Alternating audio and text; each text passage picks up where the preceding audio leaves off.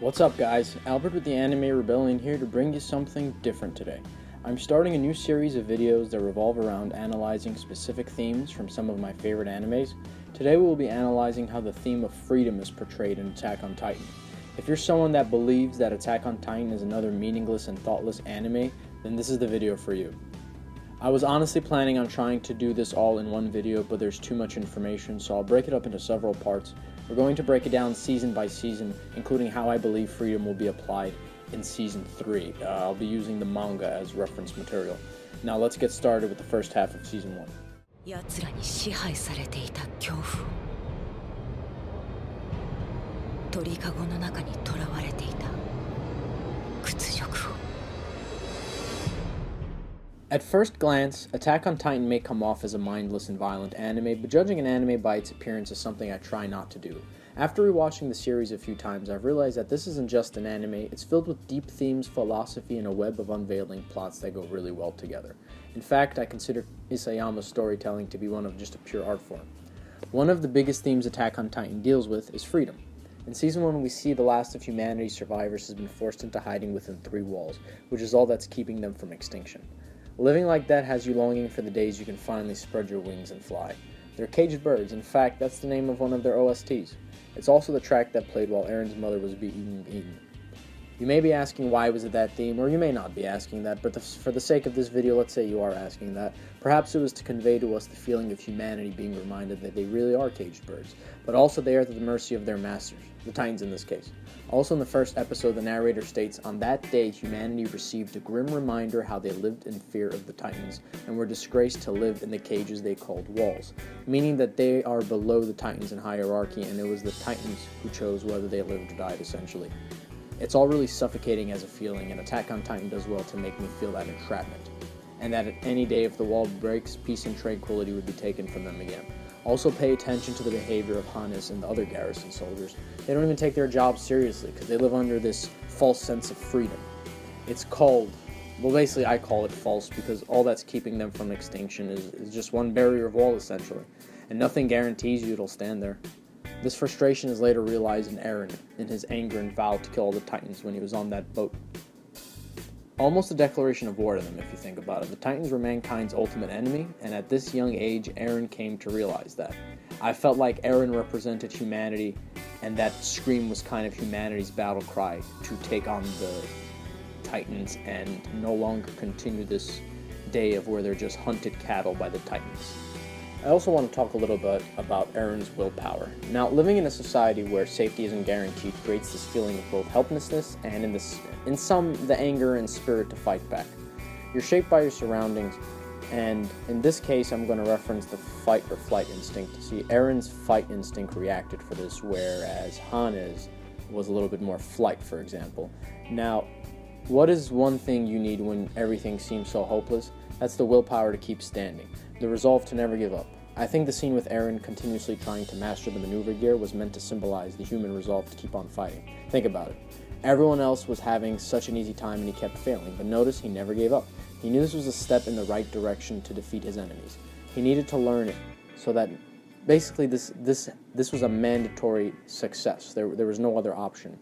If he was going to achieve his goal in defeating the Titans, this was a necessary thing to do. Humanity even regained hope for some time until that grim reminder returned in the form of the Colossal Titan. There again to represent the notion that they're at their mercy and freedom doesn't really exist for them. If you ever see the Titans appear, like the Armor Titan or the Colossal Titan usually in the first season, I feel like that represented hopelessness. All the effort up to that point is gone. Now, also I want to note that I watched this anime during my microeconomics class because priorities, obviously.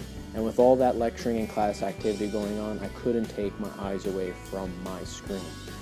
That anime did things that continuously surprised me in each episode. For example, when Eren was eaten and he was replaced with Armin, I couldn't believe they killed off the main character. I asked myself if this was like the Game of Thrones of animes in terms of that. This scene did a really good job of portraying the feeling of helplessness that I guess humanity, and in that sense Armin, was feeling. No one was safe from the predators, not even the main character. I feel this was all done in sequences in different ways. For example, we have Eren's mom's death, we have scenes of people being eaten and crushed, we have the Colossal Titan resurfacing and breaking the wall after what he did to the first one, And finally, we have Eren's death. I mean, how can you not feel hopeless after those things? Now we're going to explain how you do have that hope within this situation. You find it within other things. For example, Mikasa's fighting back, that scene with her, I loved that scene. It did so many things well. I literally lost all hope for them at that point after seeing all the scenes. I thought Mikasa was next as well. I had no reason not to believe that. It's funny also, it's like I lost the same hope that the characters in the anime did, and that's why I love it so much. It makes you feel what they should be feeling. One particular scene that I want to talk about is when Mikasa was remembering Eren. Her fight or flight kicked in at that point, but it had to kind of be pushed out. You know, it's kind of like she had no will to live at that point, so Eren was pushing that resolve out of her, and now it was resurfacing. Now think about it, she instinctively dodged. Why did she do that? She dodged out of the way, and if you remember, they say your life flashes before your eyes when you're facing death. So she remembered Eren telling her to never give up. And she realized dying would mean she wouldn't be able to remember Eren anymore, since she would lack to exist. Now we have some existentialism thrown in there, which I love. Now, at that point, she was more reborn in terms of she had a reborn will to live. But just after that, humanity's anger against the Titans manifested itself and showed up in the form of a Titan attacking the other Titans. Of course, most of you know how that played out. But in that particular scene, freedom was used differently. For Mikasa, it wasn't the Titans she wanted to be free from. Her will to live was being with Eren, and that was taken away from her. But her will reemerged in her memories, and she realized that she was able to continue fighting back. That was her step towards freedom, and her choice to do so. Now she was choosing freedom, essentially. Freedom to live on and to remember someone she held dear. Before we talk about the second half of Season 1, however, and how freedom was used, I wanted to note how they referred to sealing up the hole in Wall Rose as humanity's first victory, because finally they pushed back against the Titans, and they have a new hope in the form of Eren's Titan. Important to note, since it gives you an idea of how out of options they were. Finally a plan that worked. It's finally like getting food after weeks of starving, I guess. So back to the idea of humans being caged birds and wanting to spread their wings. Where do the wings come in? They come in the form of the wings of freedom, of course, which is a symbol on the back of all Survey Corps members. This might be their representing image, but this symbol also represents the hope for the rest of mankind. They literally have their faith in this symbol. A point that can be made proving that the Survey Corps members are the wings, incarnate, the real manifestation of it, just like how Eren's Titan was the manifestation of rage for humans towards Titans, is that they are the only ones who really get to go on expeditions beyond the wall. The Scouts have made sacrifice after sacrifice so that humankind can be freed from their cages. They continuously go beyond where men have not gone before in the name of humanity, even if it costs them their lives, and it always seems to. This can be viewed every time they return from an expedition, beaten, bruised, and half of them dead. Scouts also represent willpower and the fighting spirit. They continue to sacrifice and lose members at astonishing rates. This is a trade-off for the eventual hope that one day they'll be free. But will it ever come? And just who is exactly the person or the entity that we must fear? Who are we requesting freedom from? An idea? A thing? The Titans? What is it really? This question is raised to me when Erwin mysteriously asks Eren who the real enemy is. But we'll come back to that later. So how did the grim reminder manifest itself this time? In form of the female Titan. I'll be honest, I had a feeling of impending doom again, like when Eren was eaten, but this time I felt it for Armin or Reiner. Now we'll head into the final part of this whole freedom conversation, where we look at how freedom was applied, but this time in a different way for a different character. Sort of the way it was for Mikasa and how she had a liberating moment, but this one is one of the enemy's freedom, we'll say. And that's why it makes things a little bit different. And this is where we start going to that whole gray morality thing. But we won't touch on that until kind of like seasons 2 and 3. Now we're going to finally discuss Annie, Lee, and Haruto. The moment I really felt we saw Annie feeling that sense of freedom is when she admitted to them that she was the female Titan, and they were right about their hunch. Honestly, when I first saw this Titan, I had a feeling it might be Annie, so I wasn't surprised at all. It did resemble her, and I've seen enough plot twists to feel one coming. It was either her or Krista at that point, but I don't know, I guess my gut went with Annie. When she admitted it, if you remember, she had the almost kind of like orgasmic looking smile, like she was so relieved of something, and that something was the dropping of all her restraints. and secrets that she's been hiding thus far.